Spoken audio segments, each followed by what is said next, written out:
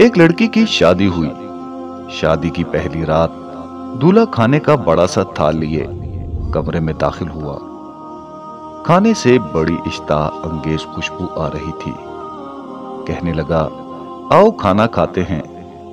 बीवी बोली, मैंने देखा है तुम्हारी वालदा ने भी खाना नहीं खाया, उनको भी बुला लो, फिर मिलकर खाते हैं। शोहर ने कहा, वो सो गई होंगी, उन्हें छोड़ो, हम दोनों खाते हैं। बीवी इसरार करती रही, पर वो इसी बात पर जिद करता रहा कि अम्मी को रहने दो। जब बीवी ने शोहर का ये रवैया देखा तो उसी वक्त तलाक का मुतालबा कर दिया। शोहर उसके मुतालबे पर बड़ा हैरान हुआ। उसने बड़ा समझाया, लेकिन वो अपनी बात पर डटी रही, यहां तक के तलाक हो गई। दोनों अलग हो गए। फिर दोनों ने दूसरी शादियां कर ली।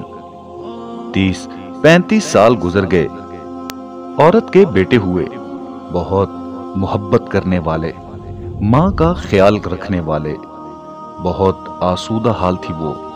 उसने इरादा किया कि हज करना चाहिए। सफर के दौरान उसके बेटे उससे किसी मलका की तरह पेश आ रहे थे। पांव जमीन पर लगने नहीं देते थे।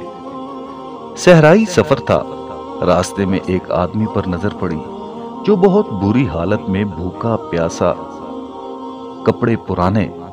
उस औरत ने बेटों से कहा, जाओ देखो कौन मुसाफिर है, उसे उठाओ, हाथ मुंह धुलाकर खाना खिलाओ, पानी पिलाओ।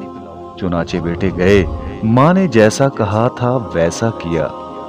औरत की जब इस पर नजर पड़ी तो जान गई वो इसका पहला शोहर था।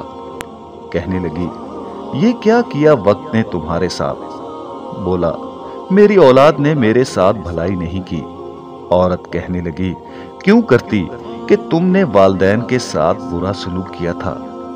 मैं उसी दिन जान गई थी कि माँ बाप के हुकूक अदा नहीं करते, इसलिए मैं डर गई कि कल को मेरे साथ भी ऐसा ही होगा। ये देखो आज मैं कहाँ हूँ और तुम कहाँ। माँ बाप के साथ बुरा सलूक अल्लाह की नाफरमानी है। अगर अपना बुढ़ापा हम शानदार गुजारना चाहते हैं तो वालिदैन के साथ शानदार सलूक कीजिए, क्योंकि ये ऐसा अमल है कि जिसका बदला दुनिया में ही दे दिया जाता है, ख्वाह अच्छा हो या बुरा।